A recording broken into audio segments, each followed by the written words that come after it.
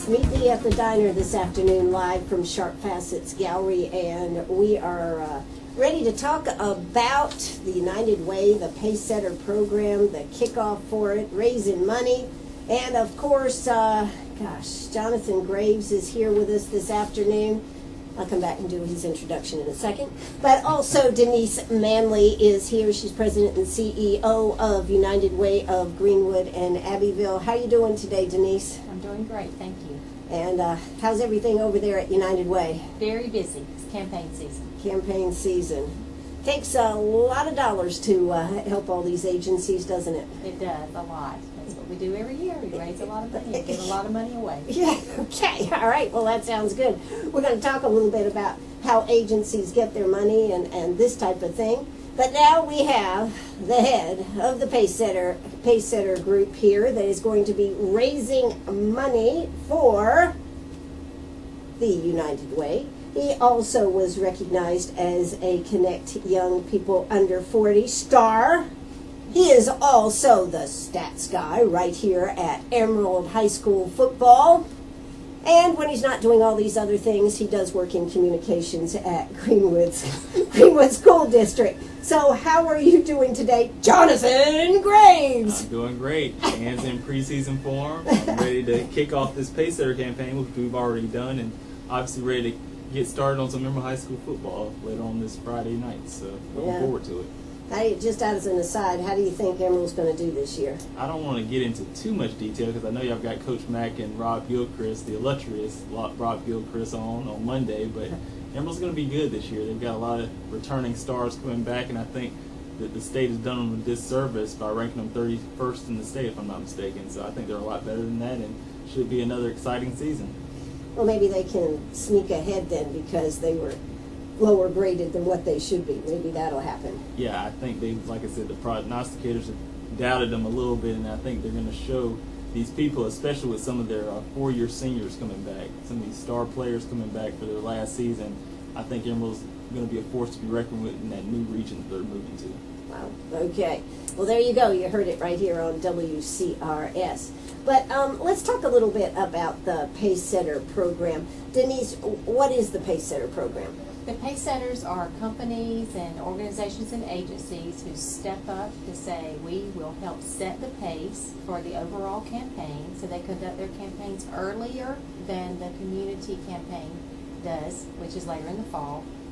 And it just seems to grow year after year. And our Pacesetters have become over half of our total goal that we raise. I think last year you were saying they were, what, over 65%? They were. They raised over 65% of our $1.2 million that we raised. So there's that's a lot of dollars out of a relatively small community. it is a lot of dollars. You know, I've always said that Greenwood and Abbeville counties are very generous, and they help people right here who need the help. So year after year, we are pleasantly amazed at the generosity of the communities.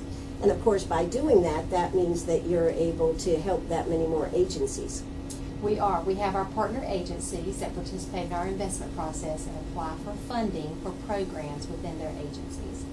We also honor designations for agencies that are not partner agencies with us that don't go through the investment process, but we are a United Way that honors all designations for agencies whatever the donor desires.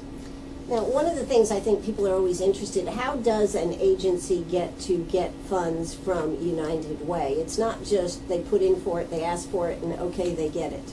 It is a very strict process, and we are very community impact driven, which means we have three focus areas of the funding that we provide to the community. So first of all, an agency must be doing work within those three areas of education, income, and health. And then they will submit a letter of intent with a lot of information about their agency and their mission and their programs.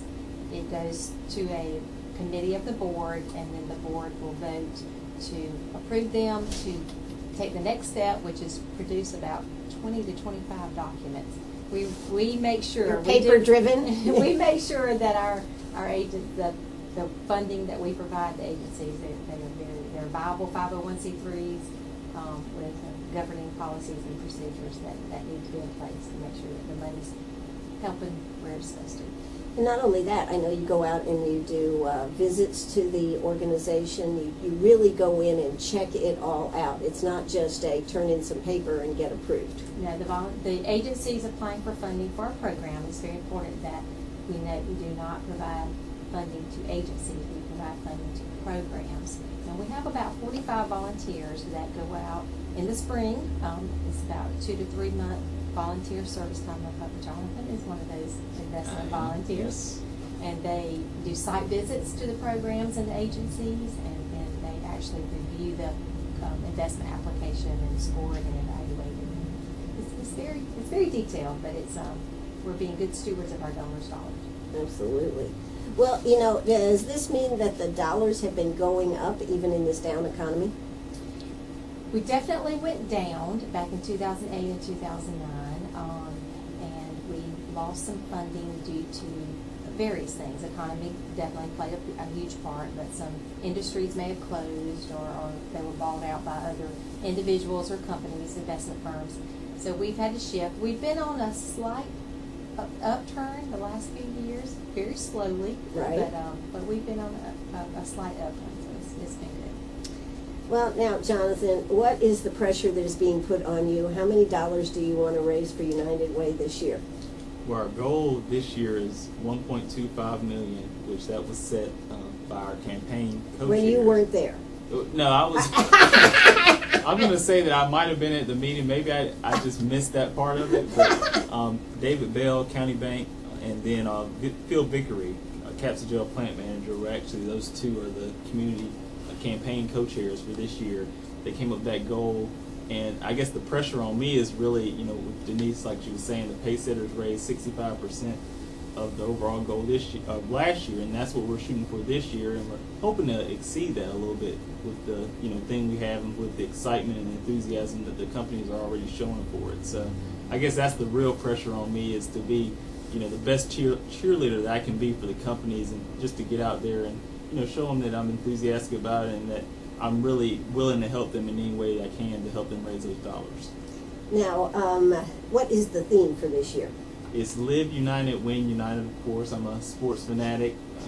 And Really? I'm a football fan. So when Denise came to me with the idea of actually being the Pacesetter campaign chair. And let me say that was not an easy sale. And I think I still owe him a lunch. Lunch. She's reminded me that I still owe him a meal. Typically, I hear from other people that have, Denise is recruited, and they say they typically go to lunch whenever she's about to ask them to either do something major. And I had the feeling that something was coming down the pipe, because we had a board meeting, I think it was like the next week, and Denise called me the week before, and she was like, I need to meet with you. And I was like, okay, well, we can talk over the phone. She's like, no, I need to come to your office. And Denise Manley has never come to my office except for like a campaign kickoff or something like that. But she came to my office and threw the idea out there to me. And we just, were sat down and started, going back and forth with some feedback. And I threw out the idea that it'd be kind of neat if we had a football theme, if we had the kickoff meeting at the Greenwood High School press box. And one thing led to another, and lo and behold, July 28th, that's where we kicked off from. And, so many other things came from that, one meeting, and so many other ideas were thrown out there. But, I'm just glad that we did pick the football theme. I think that's something that everybody in the community can connect with, because of the high school football season coming up, and then, of course, college with Carolina and Clemson. And then for me, the NFL, the Carolina Panthers. I think it's that time of year where football is in the air, and everybody can get excited about that. Everybody can get behind that. So hopefully that enthusiasm that we had at that kickoff meeting will carry on with some of the company campaign and partner agency campaign kickoffs we have later on this week. Yes, for those of you who look at the Index Journal, I believe it was Tuesday, July 29th, there is a picture of you with a bandana on. I don't think that's me. I mean, that's a guy with a bandana. He's and got sunglasses, He's got a Live shades. United jersey on. I mean, I've heard of videos floating around out there. It could be me. It might not be. You never know. But that is Lindsay Tyner. I want to give a shout out to her with the United Way staff. She's actually the one that came up with the idea for the skit. It's actually from a Saturday Night Live skit with Will Ferrell and another lady in there. And that's where the idea for the skit came up. It's actually called The Perfect Cheer. And that was done about midway through the meeting. And it was really a surprise to everybody there. It took a lot of practice. And a lot of cell phones came out and started videotaping. Yes, and it's all over Facebook, all over Twitter. From what I hear, I haven't actually watched it yet, but Lindsay Tyner, she stole the show, and I don't know, the stiff who was dancing with her, he did okay, but but like I said, it was great. I mean, the enthusiasm that was shown by the pace setters, and just getting them enthusiastic about the campaign. That was our overall mission, and I think we definitely accomplished it at that meeting. Okay, you hit it out of the park? Hit it out of the park. Kicked it out of the park? Kicked it out of the park. There you go. Okay, all right. Well, okay, she was trying to throw a sports analogy. yeah, he does. Okay. All right. Hey, I tell you what, I'm here with Johnathan Graves, a.k.a. Stick Dancer here. I don't know who this guy is right here. Rob Gilchrist said it was the guy from the 2 Live Crews. Okay. So I'm going to give him a shout out as well. All right. Well, Rob will be joining you with Emerald Football. And I tell you what, you guys have been doing that, for 5 years now? Something like that? Seems like it's been 4 or 5 years. Yeah. So, I mean, it's a great time. I mean, Rob Gilchrist, one of the best play-by-play guys I guess a guy could work with. And it's fun to get up there on Friday nights after a hard work week. You put in a lot of work, and it's just good to get out there and just kind of release some stress. I mean, it's just a place where you can just kind of be at home in the booth and just talk sports, talk football for a couple of hours. And it's always great to highlight some of the individual kids that are doing great things, not only on the football field but also in the classroom. So I really enjoy doing that every Friday night. Well, we enjoy having you do it too. So let's hear a quick word from our sponsors, and we'll be right back. That's right, we're right back here, Sharp Facets Gallery. We are with Denise Manley and Johnathan Graves. Denise, how long have you now been with United Way? 6 years. 6 years. Yeah. 6 years. And I guess you've seen a lot of changes. I have seen a lot of changes. I would say that probably the biggest change is the difference in workplace campaigns. I know that when United Way first started, which was many years ago, 98% of the funding that we raised came from workplace campaigns. That is probably now 80 to 85%. And so we're having to be creative, just like other places, and look for more funding. So we actually, we apply for grants and foundation gifts, and because we're having to change. So you have to change. You have to be more creative. I do want to say that we have a new staff person, our Director of Resource Development, starting on Monday. So she will be over the campaign and our fundraising efforts, and that's Kendall Gunter. She is coming to us from the Abbeville Chamber of Commerce. Wow. She is going to fill some big shoes of Betty Cobb, who retired at the end of June after 25 years. Wow. So she's our new fundraising staff person. So she's going to. So everybody's going to get to know her. Yes. So what type of, now you have several different agencies, groups that are in the United Way building right there on Phoenix. And of course we know the soup kitchen and the food bank is there and the free clinic is there. But you have some other, and you still have space, but you have some other agencies within that. Yeah, we do. For those of you who know, United Way is housed inside the United Center for Community Care. So United Way owns the building, and the United Center organization manages and operates the building. So we're a tenant in our own building, but we're the lead tenant, I guess you could say. But we are our other large tenants are the Food Bank of Greenwood County and the Greenwood County Soup Kitchen and the Community Initiatives Free Clinic.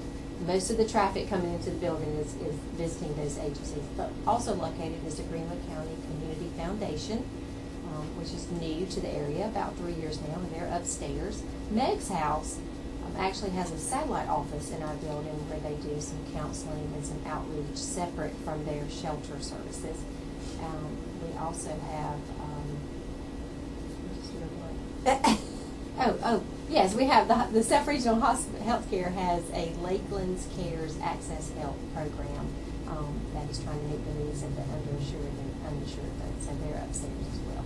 Oh, but you still have more room. We have lots of room. Now, what type of tenants, what type of things would you like to have in your building? Well, human service agencies that meet the mission of serving the hungry, the homeless, and the disenfranchised. So that's the mission of the United Center, and definitely any organization that serves those in need, they can find a home at the United Center. So we would love to show off our building and show them some space and Well, it certainly has been a great space. It is. But, it's very unusual for United Way to be in a community center such as the United Center. Most United Ways are just an administrative office, but we are very blessed to have a building where we house agencies under the same roof as us so that we can serve folks coming in and out. Sure is. You really need to send a big kudos out to Dr. Parham.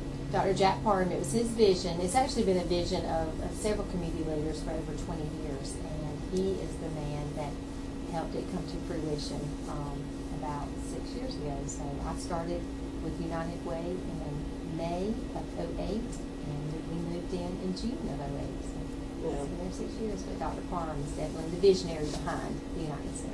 And before it was the Burton Center, the Burton. Actually, they were still called the Emerald Center. Emerald Center, there you go. So, right. And it had been vacant for about a year, maybe almost a year and a half. And Dr. Parham was riding by one day, and he said, that will be our next community center to help those in need. Wow. And Terrific. here we are. Here we are. Terrific. Okay, well, you have a lot of a lot of businesses that are part of the Pace Center. You want to maybe tell us who some of them are so we can give them a big shout out here today? Yes, we have 17 businesses, and 17 of our partner agencies are actually participating during the Pace Center division. We always like to give a shout out to our agencies who have stepped up to help us set the pace. Ascend Performance Materials, formerly Solutia, formerly Monsanto.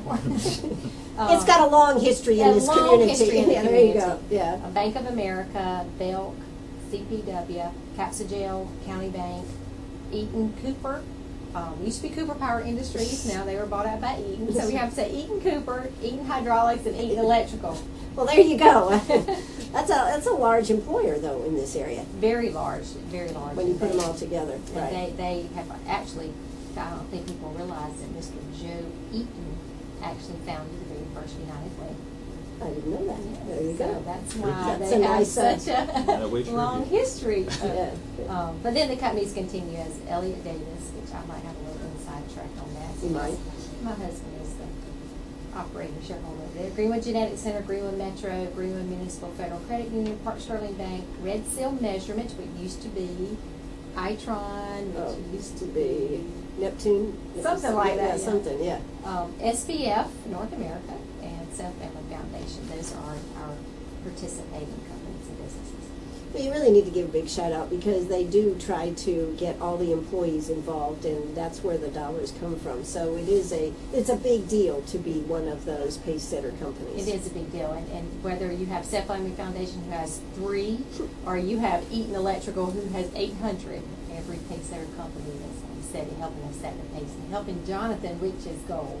Because if he doesn't reach the goal 65%, he said he would just write the check. Did you say that, Johnathan? I am That was impressed. decided at that meeting that he can't The guy in remember the being bandana at. with the black United Way jersey might have said that, but no, Jonathan Graves didn't say that. Well, Johnathan, I know that, I know you're working with this Pace Center thing, but I can see a lot of pressure coming to the Greenwood School District. Yes.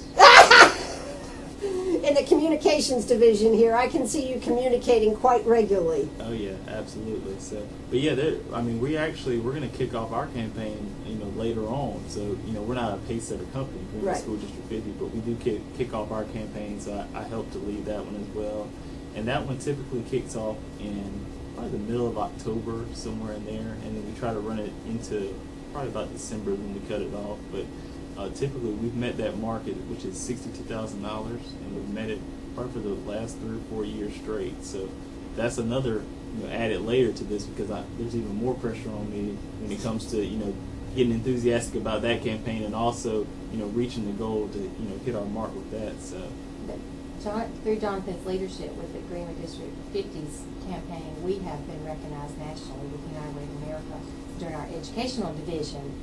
The funds that we raise in educational every year when we submit our report at the end, our education division, that we always get a call back or an email going, can you verify that amount because you should be raising that much in your community, your size, in the education division. So we get recognized as the best practice for that. Thanks, Johnathan. How about that? Hey, we're here with Johnathan Graves and Denise Manley. Yes, we will hear the South Carolina radio news, and then we'll be right back.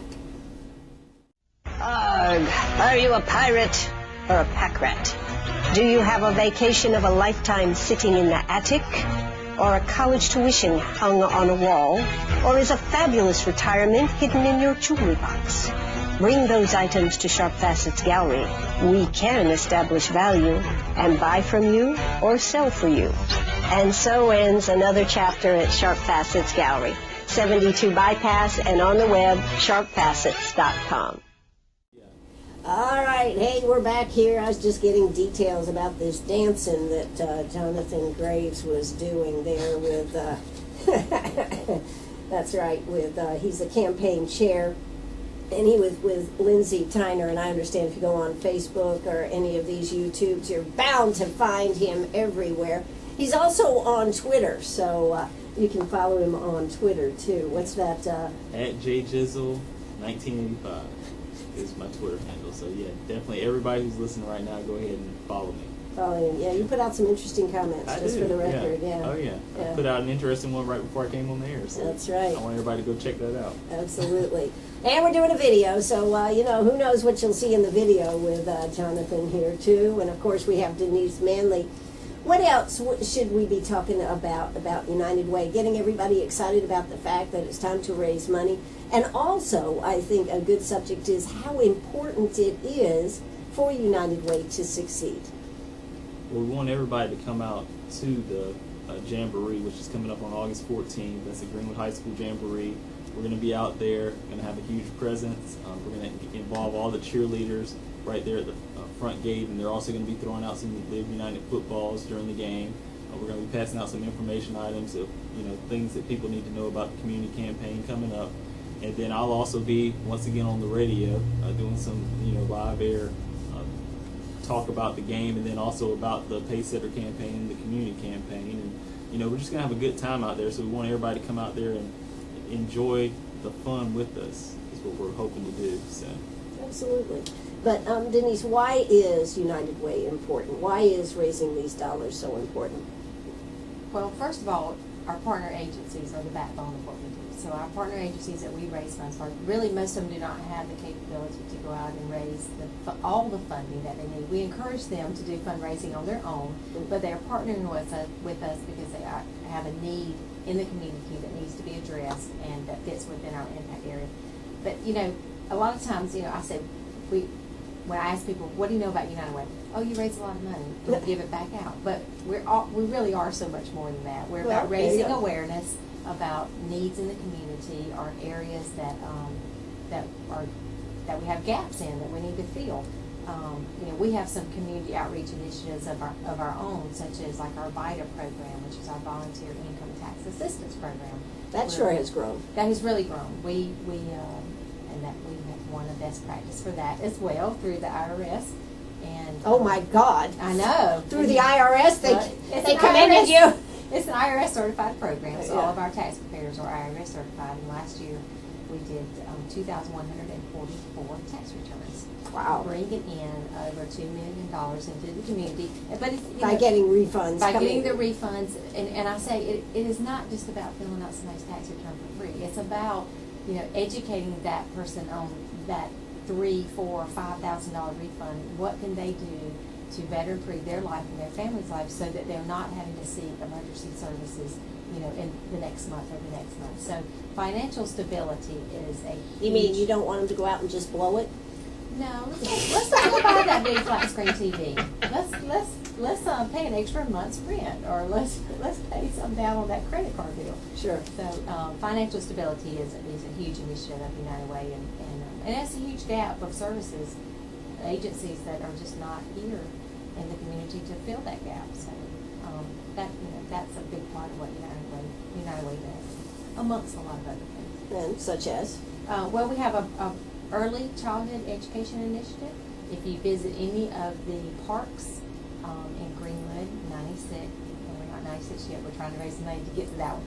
The three, West Cambridge Park, Magnolia Park, and Pete Smith Complex in Abbeville, there's a Born Learning Trail Okay. which the kids, it's interactive, and the kids and the parents can actually read the signs and do the games that are painted on the walking path, and it's really just about, children are born ready to learn. We just need to equip them, and this Born Learning Trail is part of that initiative. So. That's great. Yeah, that's great. Well, you do so many different things there that I think sometimes it is hard to know all the things that United Way does. And I think the more people know about it, the more willing they would be to donate. Well, and Johnathan can speak to this about our backpack weekend food program. We are very fortunate that we have a lot of churches that have adopted a school or adopted a classroom, and they are providing some food for children to take home on the weekends, but there was not really a consolidated effort. So we actually are pattern ours after the United Way of Anderson's program, and we started it last year. The first semester of the year, we received funding to serve 50 children, and then we received a grant from Golden Harvest and Self Family Foundation to serve 50 more children. So we served 100 children at the second half of the school year, and we're starting with those same 100 children again. I don't know if they'll be the same children, but it'll be 100 students that are going to serve with weekend food program. One of the things that I think we don't think about is that there are so many hungry amongst our own people. We look at immigration, we look at all these type of things, but we have so many, even right here in this community. I mean, we're very lucky to have a very vibrant soup kitchen. We're very lucky to have the food bank and this type of thing. But across this country, hunger is a huge thing, and how can children learn if they're hungry? And childhood hunger is a huge thing, and that's of no fault of their own. I mean, they are at the mercy of the adults. They're dependent, yeah. So, and studies have shown that those children who receive breakfast and lunch at school, if lunch on Friday is the last meal that they receive, and they may or may not get food over the weekend, or if they do, it might not be the most nutritious food. If they wait till Monday to get breakfast, a nutritious meal, it takes 24 to 48 hours for their brain to kick in and start engaging in learning. You've lost almost 2 days of the week. So Wednesday, you can really start teaching them something, then the cycle starts all over again. So there definitely is a balance between, nutrition, health, and education. And it's those children, they fall behind. Sure. And a simple weekend food pack that costs $5 and it has 4 meals in it. It's huge. It's huge. It's huge. Yeah. There's a great need for it too. I know when I was working with some of the student support facilitators, which that's basically a case manager at the schools, and we initially kicked it off with the 50.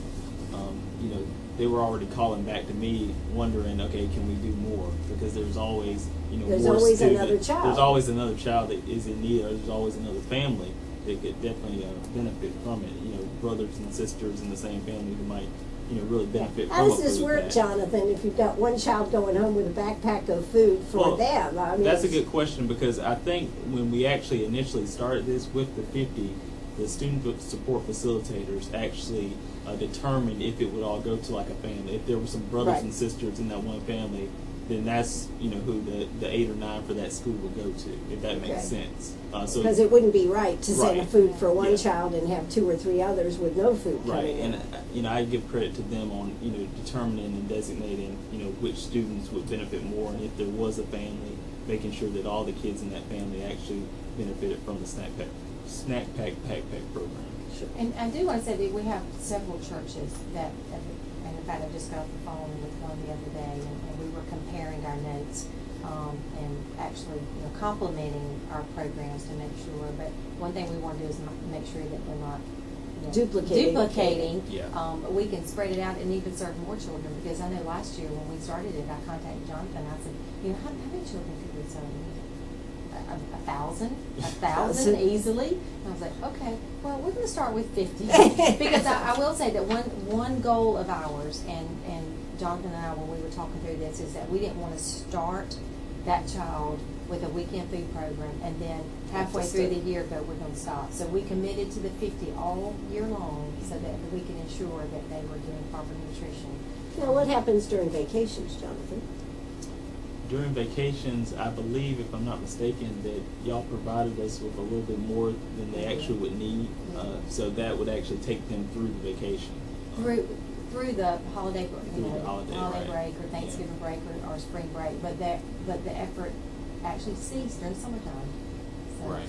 I think that's why they see at the soup kitchen, they see a big uptick in children during the summer months at the soup kitchen. That was a good point you brought up about local churches, because I was actually in communication with a couple of churches when we were doing the program, and I was, always trying to figure out, well, if this school called me and was saying that, they were lacking a certain number, they wanted a certain more number, then I could always direct that church to that school or to those families or children. So, the local churches, they have been really helpful in terms of, providing even more services for this type of program. That's one thing I think you can always say about Greenwood, and I've noticed it, and I don't know whether because we were originally a mill community where that community spirit and everything was there, and the mill villages and everything. I think there was something that developed, because anytime there really is a need, if the word gets out there, it seems like people come through in our community. Yeah, I think that's the one good thing about Greenwood. I mean, I've been here 27 years, and I've always seen the community step up whenever there is a need. And like I said, I think a lot of times, people coming in from the outside may not see that. Right. But I think, once you're here long enough, you do see that whenever we're needed, Greenwood definitely steps up, and that's one thing that I'm definitely proud of to say as a citizen of this community. Absolutely. Well, we are here with Johnathan Graves, Denise Manley, United Way. Hey, we're going to hear a quick word from our sponsors, and we'll be right back. That's right, we're right back here, Sharp Passett's Gallery. I tell you what, one thing we have a tendency to forget about is there's this number. It's called not 911 or 411, it's 211. What is 211 about, Denise? 211 is an easy-to-remember number that connects people in our community with services that they need. It's a 24-hour call center that you can call if you have a need for homelessness or food or rent, utilities, medical equipment assistance, just a variety of things. And someone will answer that call and tell you to refer you to the agencies locally that can help. Wow. So now somebody's there 24 hours a day. Is that what you're saying? Mm-hmm. And they can get these type of answers. Now, typically, what is the biggest thing that they see a need for? The top three calls that they get for assistance are emergency food, rent assistance, and utility assistance. Those are, which is the same calls that we get at our United Way office. But we work really hard to make sure that the 211 database is up to date with specific information for the agencies locally. So when someone calls 211, they can actually get accurate, detailed information. Now, do people give their name, or does the person on the other end of the line just tell them where to call or where to go? When someone calls 211, they're going to ask their zip code area so that they can make sure they pull up to the local data. And they will just give them the agencies and the contact information. Wow. So that's pretty cool. Multilingual, 40 different languages. 40 different languages? 40 different languages. I'm going to call in Swahili and see if they know it. They will. That would be an interesting call. Absolutely. But, a lot of our agencies have really struggled in these last few years with the economy and everything. So it is amazing how many agencies. And, we got to send a big kudos out to the Symetra Tour, the dollars that came in on that. I mean, that really took some pressure off agencies like United Way. Also, the Greenwood Foundation is doing good things, too. They're a huge partner with us. And I will say that I have seen more collaborative efforts among nonprofits in the last year than I have in previous years, because everybody's got less to work with, so they're wanting they're wanting to stretch their dollars, stretch their services, and I can say that they are really collaborating together to make sure that they can serve as many people as they can. And we need to say a big shout out to our churches too. The churches do so much for our communities, and they even become stretched because they're struggling taking in the dollars to be able to do these things. And now, of course, we're sending kids back to school, and you know, this is a tough time of the year for parents that are just barely making it week to week, month to month. And I can tell you, school supplies are not cheap. Yes. I have two in school, and they're not cheap. And we do have a big Stuff the Bus school supply drive, and we're actually giving those supplies out Wednesday, starting at 10 a.m. at our office.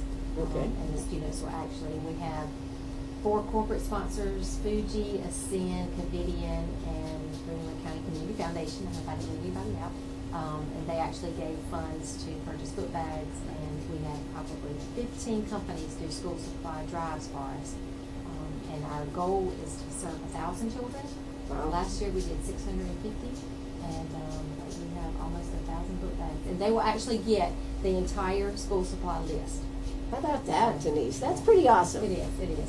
Thanks to our companies, all of our companies and our corporate sponsors for that. Wow, that's terrific.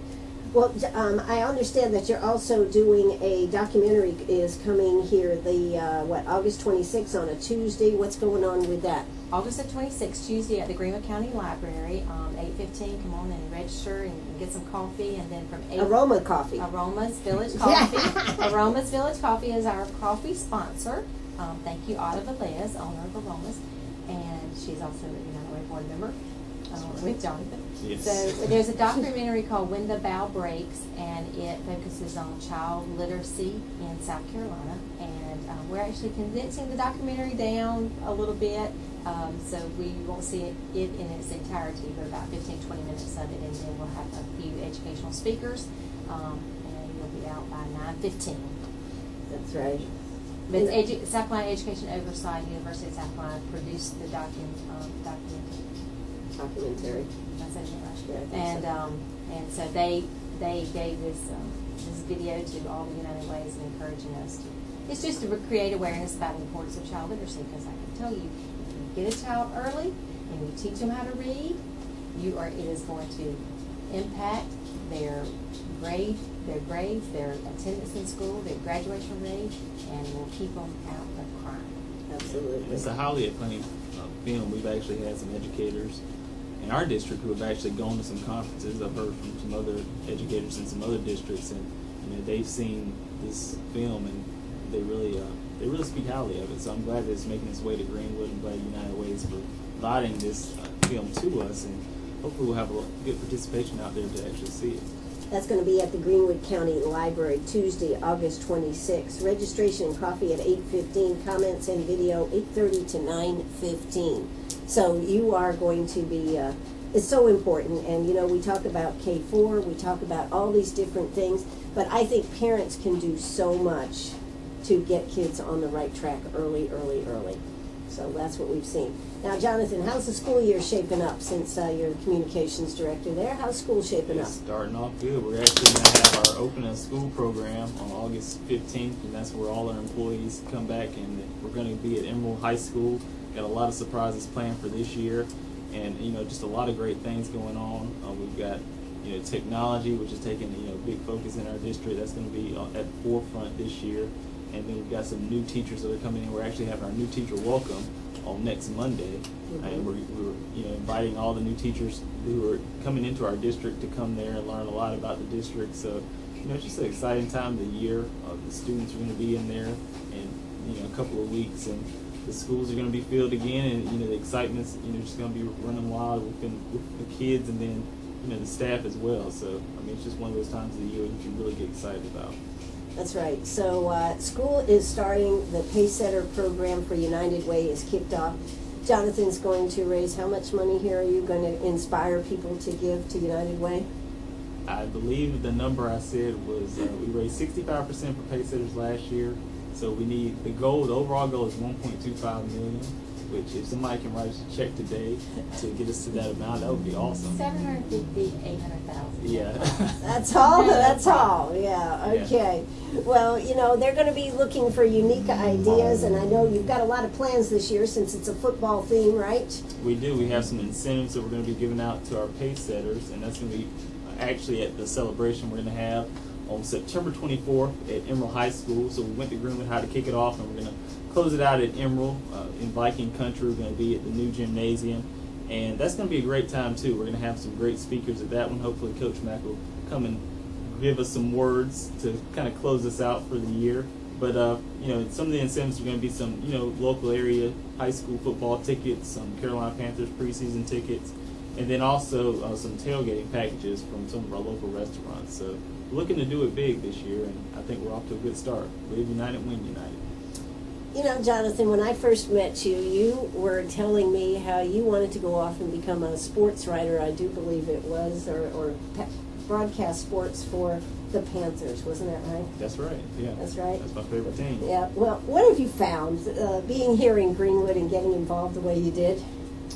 Wow. I mean, it's just, it's great, coming back home. I guess, being at USC Upstate, Spartanburg, in Spartanburg for 4 years, having that dream, which I still haven't lost the dream. I think, a lot of times, no, I'm serious. I think a lot of times people think that, you come back home and, you're doing so much work that you kind of forget about where you want to go. But like I always tell people, I'm still young. I can still, go out and, still pursue that dream. Even if I don't get there, I think the more, or the goal for me is to use different things like this to, build and, use those as stepping stones to get to that next level, which hopefully might one day be working for the Carolina Panthers. Well, all right. You heard it right here on WCRS right here in Greenwood. Johnathan, I look forward to working with you during the football season, and I know you're going to do great. Yes. Denise, thanks for coming out and sharing with us. This is, okay, Grace, this is WCRS right here in Greenwood. Bye-bye, everybody.